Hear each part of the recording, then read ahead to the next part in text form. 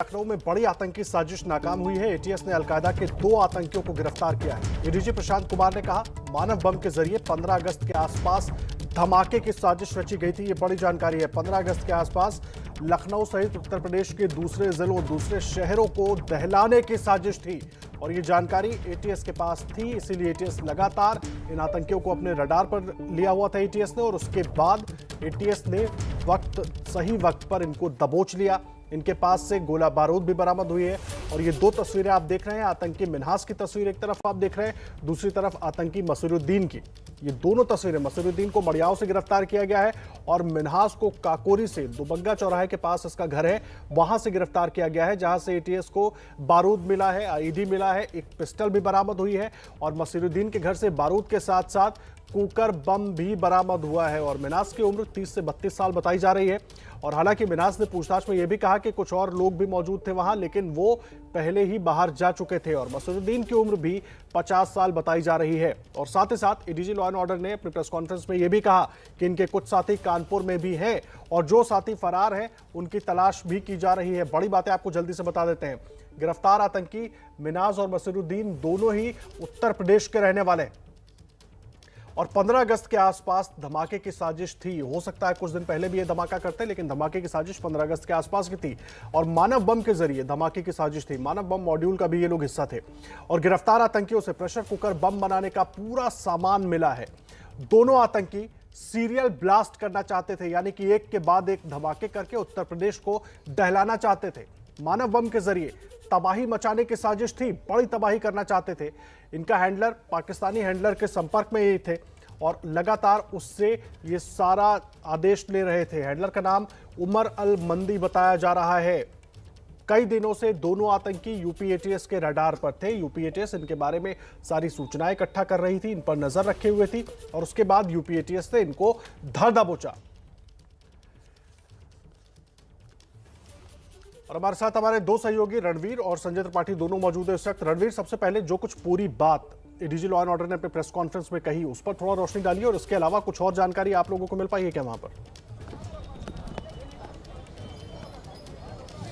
देखिए, जिस उमर हलवंडी की बात एडीजी लॉ एंड ऑर्डर ने बताई है, वो पाकिस्तान अफगानिस्तान बॉर्डर पर अलकायदा समर्थित एक संगठन चलाता है, अंसार गजवातुल हिंद, और वो हिंदुस्तान में चाहता था कि अपना एक नेटवर्क खड़ा करे और इसी वजह से कुछ इस तरह के लोग जो थोड़ा सा एंटी एस्टेब्लिशमेंट कह सकते हैं या जो रेशनलिस्ट होते हैं, वो सारे लोगों को लाइन अप करना और उनको ट्रेनिंग देना, इस तरह का एक मॉड्यूल चलाता था। और उसी के तहत ये जो 2 लोग गिरफ्तार किए गए हैं, मिन्हास और मसीरुद्दीन, इन लोगों की गिरफ्तारी हुई है लखनऊ से। दोनों लखनऊ के रहने वाले हैं और दोनों के घर पे जब एटीएस को जानकारी मिली कि इस तरह की गतिविधियां कुछ हो रही हैं, तो 2 टीमें अलग अलग बनाई गई, दोनों के घरों पे दबिश दी गई और दोनों के घरों से विस्फोटक भी बरामद हुआ है और आईडी भी बरामद हुई है, जिसको निष्क्रिय करने का काम चल रहा है। यूपी पुलिस, यूपी एटीएस अभी फिलहाल बहुत ज़्यादा खुलकर जानकारी नहीं देना चाहती क्योंकि नेशनल सिक्योरिटी का मामला है, लेकिन बताया कि 15 अगस्त के पहले यूपी में, खासतौर पर लखनऊ और बाकी कुछ और ज़िलों में कुछ आतंकी घटनाएं करने का और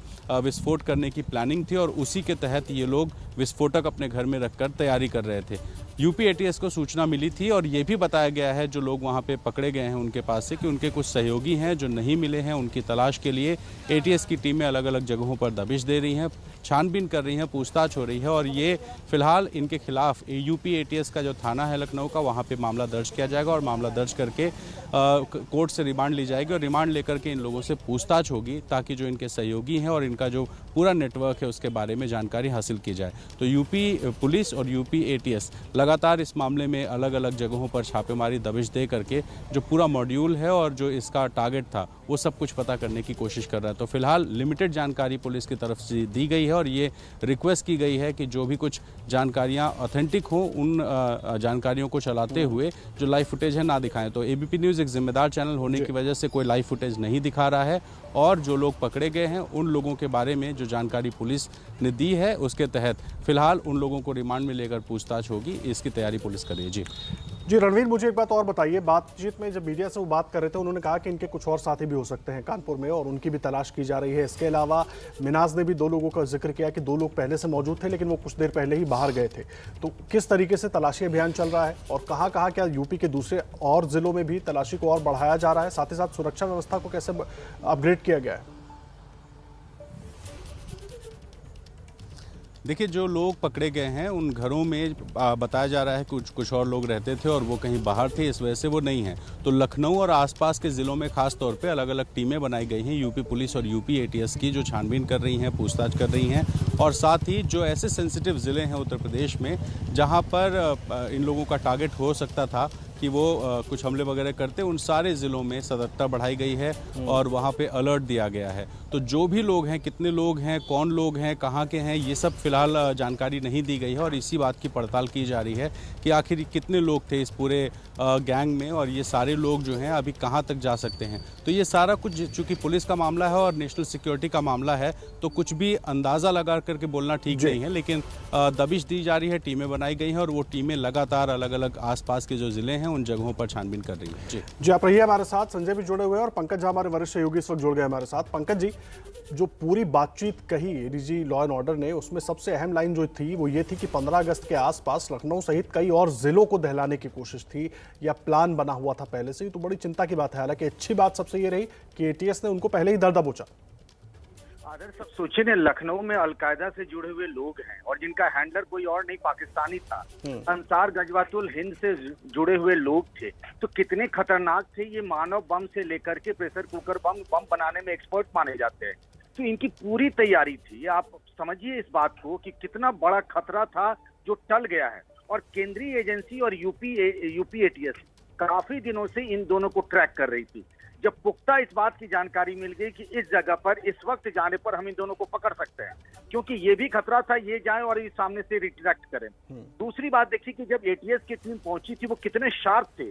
उन्होंने अपने एविडेंसेस को डिस्ट्रॉय करने की कोशिश की है। कुछ कागज जले हुए मिले हैं वहां पर एटीएस को। अभी एटीएस इन दोनों से पूछताछ करेगी। सबसे बड़ा खतरा तो ये है कि ये दोनों कोई आइसोलेशन में काम नहीं कर रहे थे, इनके साथ भी कुछ लोग जुड़े हुए थे। उन लोगों की जब तक गिरफ्तारी नहीं हो जाती है, पूरा ये मॉड्यूल पकड़ में नहीं आ जाता है, आप समझिए कि पूरा खतरा अभी टला नहीं है। आदर्श जी पंकज जी, टारगेट्स को लेकर कुछ जानकारी मिल पाई है क्या? क्योंकि जिस तरीके से ये काम कर रहे थे और एडीजी भी बार बार अपनी बात में यही कह रहे थे कि 15 अगस्त से पहले भी कुछ कर सकते थे, 15 अगस्त के आसपास भी कुछ कर सकते थे, तो टारगेट बड़ा अहम हो जाता है ऐसे में।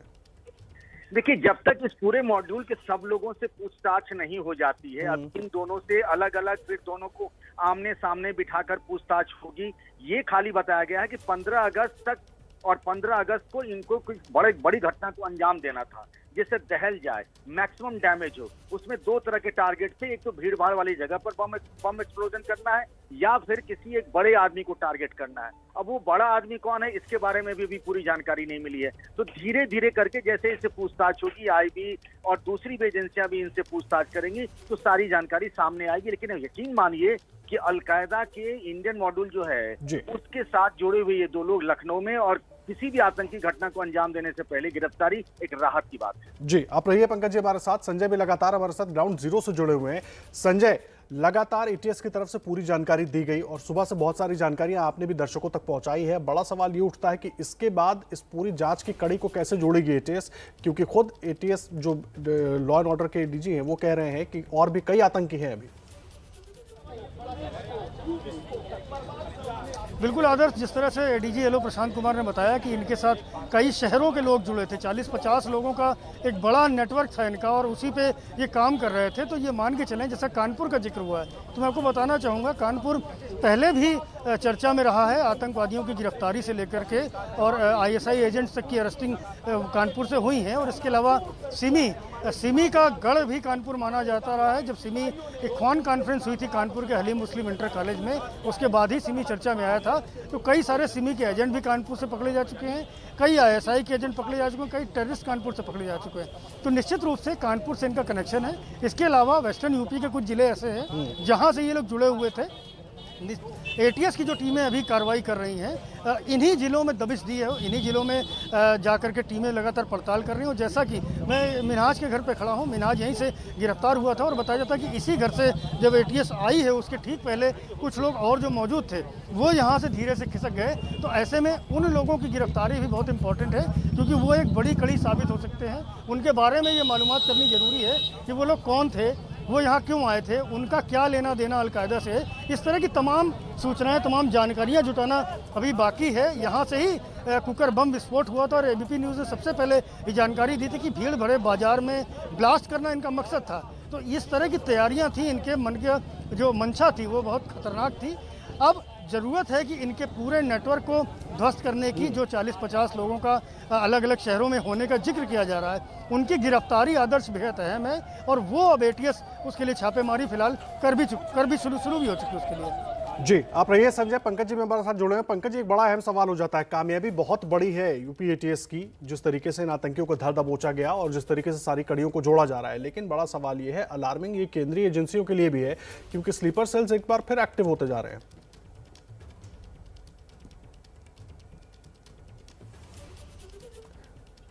लगता है पंकज जी से हमारी बात नहीं हो रही, उनका संपर्क हमसे टूट गया है। फिर से जोड़ने की कोशिश करेंगे। लेकिन रणबीर, यही सवाल मैं आपसे पूछना चाहूंगा, बड़ा अहम हो गया है केंद्रीय एजेंसियों के लिए भी, क्योंकि स्लीपर सेल, अब तक जो बात बीच में आती थी कि स्लीपर सेल्स हो सकते हैं, लेकिन अब तो वो एक्टिव दिखाई दे रहे हैं। जी देखिए, उत्तर प्रदेश लगातार एक सेंसिटिव इलाका है और हाल फिलहाल में अगर बहुत सारी चीज़ें देखें, राम मंदिर से लेकर के तमाम जो पॉलिटिकल एक्टिविटीज़ होती हैं, तो यहाँ पर जो इतिहास है इस तरह के लोगों का सक्रिय होने का, वो बहुत पुराना है। 2017 में आप याद कीजिए, जब चुनाव थे, प्रधानमंत्री मोदी की रैलियां होने वाली थी, तब सैफुल्ला नाम का एक ISIS का जो एजेंट था, वो इसी दुबग्गा इलाके में मारा गया था। तब भी यूपी एटीएस को जानकारी मिली थी, कार्रवाई हुई थी, उस वहाँ से भी जो विस्फोटक है वो बरामद हुआ था। तो 4-4.5 साल पहले जो घटना हुई थी, उसी इलाके में फिर से इस तरह की गतिविधियां देखने को मिली हैं। और ये जो पकड़ा जाना है, इसमें लगातार चूंकि यूपी की जो एजेंसियां हैं, यूपी पुलिस, यूपी एटीएस, वो लगातार जो केंद्रीय एजेंसियां हैं उनके संपर्क में हैं, क्योंकि जो कनेक्शन है उसमें विदेशों के तार जुड़े हुए हैं, कहाँ से फंडिंग होती है, कैसे कम्युनिकेशन होता है, कौन कौन से लोग इसमें जुड़े हैं, किस तरह से लोगों को रेडिकलाइज करने का काम हो रहा है, किन लोगों को टारगेट किया जाता है। हाल फिलहाल में आपने धर्मांतरण का भी मामला देखा, जिसमें कि मूक बधिर बच्चों को टारगेट किया गया था और उनसे आतंकी गतिविधियों की बात सामने आ रही थी। हालांकि इससे जो आज मामला हुआ है उससे मूक बधिर बच्चों का और धर्मांतरण का कोई कनेक्शन नहीं है, लेकिन क्या इस तरह का कोई और नेटवर्क था जो काम कर रहा था? तो तमाम सारे ऐसे पहलू हैं जिन पहलुओं की पड़ताल, जांच हो रही है और वो बिना सेंट्रल एजेंसीज को लूप में लिए हुए नहीं हो सकती है। ऐसे में लगातार यूपी पुलिस, यूपी एटीएस, बाकी जितनी एजेंसीज हैं वो सब सेंट्रल की एजेंसीज से कांटेक्ट में रहती हैं और बातचीत करती रहती हैं। और फिलहाल जो प्रायोरिटी है एटीएस की, वो ये है कि जो लोग इनके सहयोगी थे, वो जो भाग गए हैं, उनको पकड़े और साथ ही इन लोगों से पूछताछ करके अगर इसका कोई और नेक्सस है, किसी और शहर में कोई कनेक्शन है, उस कनेक्शन को निकाल करके आगे की कार्रवाई करें। क्योंकि बड़ी सफलता है लेकिन खतरा भी बड़ा है और इस बड़े खतरे को देखते हुए जो एजेंसीज हैं उन्होंने शहर दर शहर अलर्ट की स्थिति दी है। और जाहिर है कि उत्तर प्रदेश में जिस तरह से हाल में जो चुनाव हुए हैं और बाकी पॉलिटिकल गतिविधियां हैं, उनको देखते हुए कई सारे लोग, ऐसे बड़े लोग हैं जो टारगेट हो सकते हैं। तो वो कौन लोग थे? उन लोगों के सिक्योरिटी का कंसर्न है पुलिस के सामने। साथ ही भीड़ भाड़ वाले इलाके हैं, चूँकि लॉकडाउन खुल चुका है, बाज़ारों में भीड़ हो रही है। ऐसे में एक धमाका ये ऐसा संदेश दे सकता है जो कि खतरा बढ़ता जा रहा है। तो यही वजह है कि अब उत्तर प्रदेश में जो अलर्ट की स्थिति है वो बढ़ रही है। 15 तारीख को प्रधानमंत्री वाराणसी आ सकते हैं, तो वाराणसी में इसीलिए लगातार खास तौर पे अलर्ट की स्थिति है। कोशिश यही है कि इस तरह की घटनाएं ना हो। सारे शहर और सूचना थी, इनको रडार पर रखा गया, उसके बाद सही मौका देखते हुए इनको धर पकड़ा गया। पुलिस और यूपी, आप दोनों ही बने रहे हमारे साथ। और देखिए, हमारे सहयोगी संजय त्रिपाठी लगातार ग्राउंड जीरो पर मौजूद है, जहां से मिनास को गिरफ्तार किया गया, और वहीं से उनकी एक रिपोर्ट पहले आपको दिखाते हैं। संदिग्ध आतंकियों के छुपे होने की सूचना पर यूपी एटीएस ने आज काकोरी इलाके के सीतापुर विहार इलाके में छापेमारी की। मैं दिखाऊंगा किस तरह से यूपी एटीएस के कमांडो यहाँ तैनात हैं और बताया जाता है कि यहाँ से 2 लोगों को गिरफ्तार किया गया, जिनके नाम मुशीर हैं और रियाज हैं। ये भी बताते हैं कि इनके संबंध आतंकवादी संगठन अलकायदा से जुड़े हुए हैं।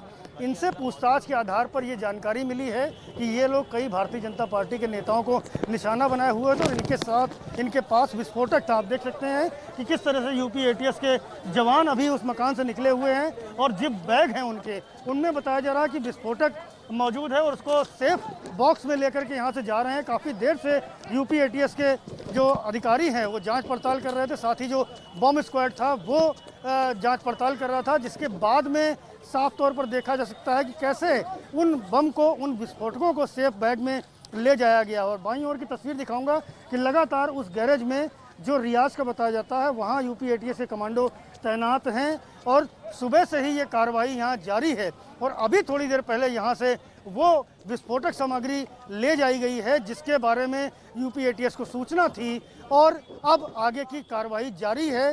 अभी फिलहाल इस गैरेज में यूपी एटीएस के जवान दाखिल नहीं हुए हैं, लेकिन माना जा रहा है कि बहुत जल्द इस ऑपरेशन को समाप्त किया जाएगा।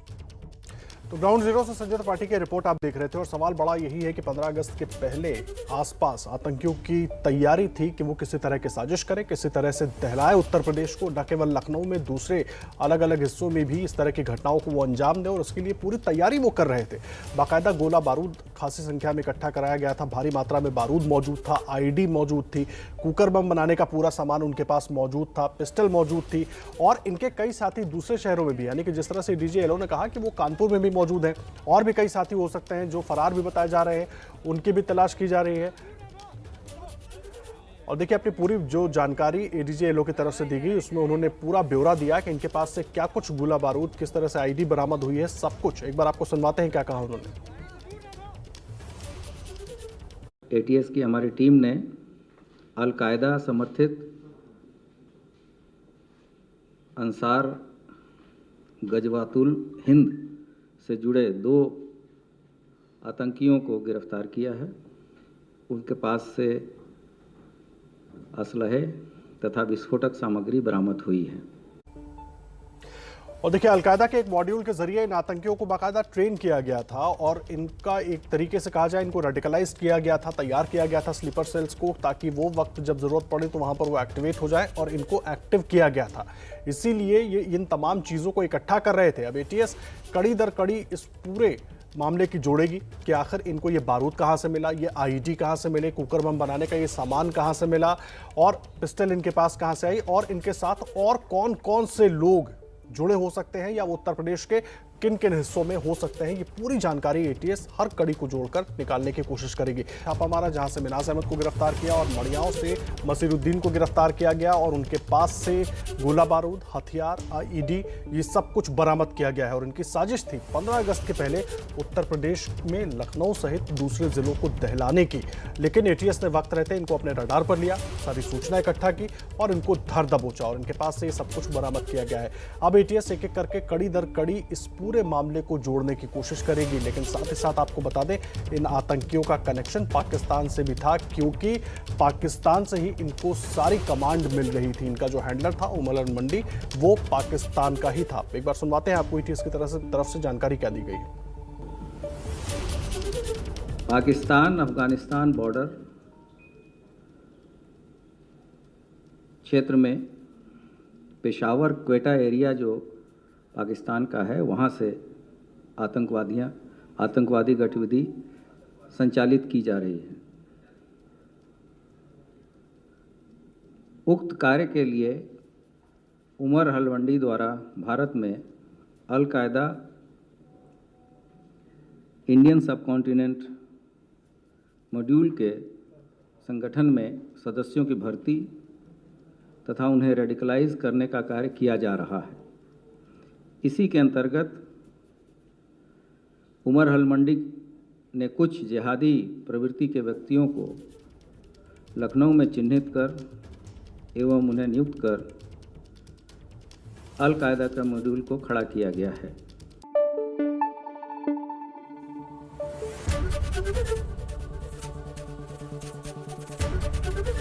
एबीपी न्यूज़ आपको रखे आगे।